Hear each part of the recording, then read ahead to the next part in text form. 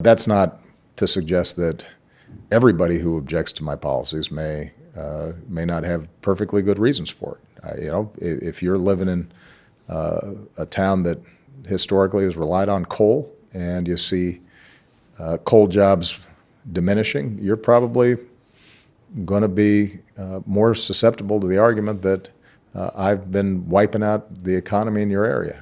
If somebody tells you that this is because of Obama's war on coal, well, that's an argument that you may be sympathetic to, and that's perfectly legitimate.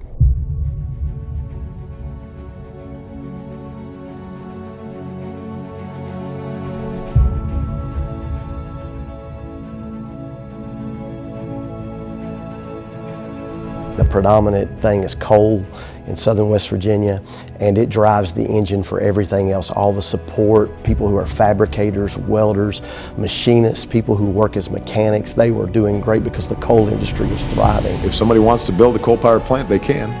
It's just that it will bankrupt them because they're going to be charged a huge sum for all that greenhouse gas that's being emitted. We burn coal cleaner than anyone on the planet, and we mine it cleaner than anyone on the planet. If anybody should mine coal, as far as the environment's concerned, it's us in the United States in southern West Virginia. I mean, God's given us one of the greatest resources in the world. It's right here underneath where we're standing today.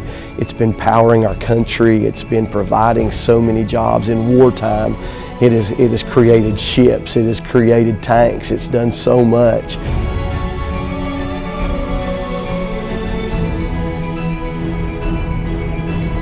Over the last half decade, we have seen a sharp decline in that. There has been such a struggle. I have people in my church that are just struggling to find work everywhere.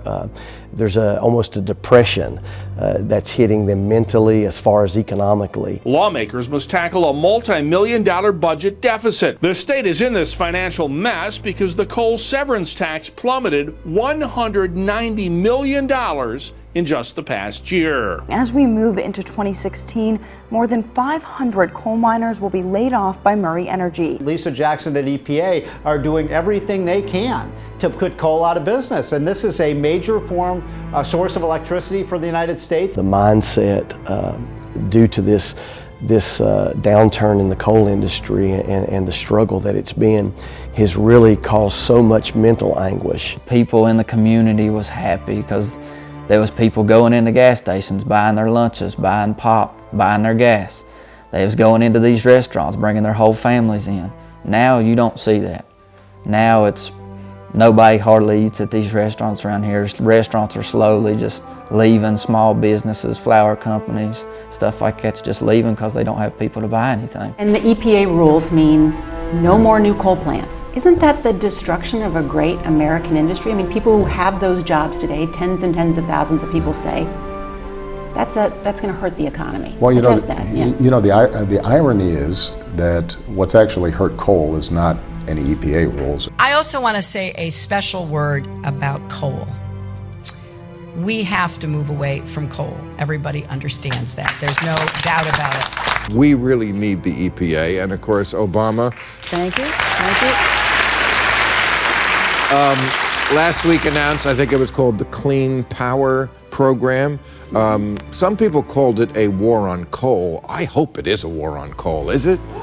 Actually, EPA is all about fighting against pollution and fighting for public health. That's exactly what this is.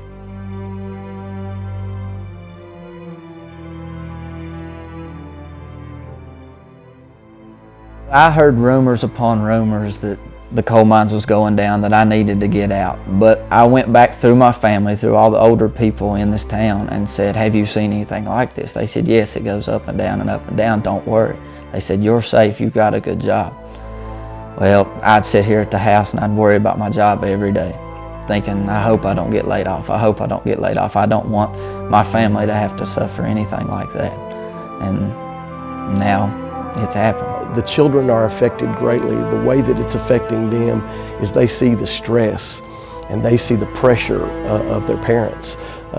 They see the load and the weight that they're under, and they actually, they end up doing without. And we're trying to scrape money together ourselves to try to buy gifts for them, because many of their parents won't be able to buy a gift. They won't even be able to buy food. Some of them are so excited. We gave a child the other day a box of food who came on our van to go back home because he told us that he'd only eaten twice that week. You know, and it's difficult. I've already sold my house. I'm probably going to have to move my family. I mean, I can't. I've got 2 young babies at home. I've got a boy that turned 3 in August and a little girl that just turned 20 months old. And our community is dying. Everything around us is dying. There's no jobs. There's no future for them. And I really don't want to pack them up and move them away from their grandparents. It does no good to cry about this. And I'll get over this eventually in my life.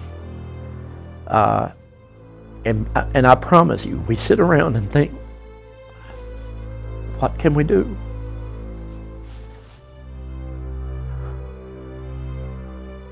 But I assure you, when your grandkids come back to Wyoming County one day, we'll be here.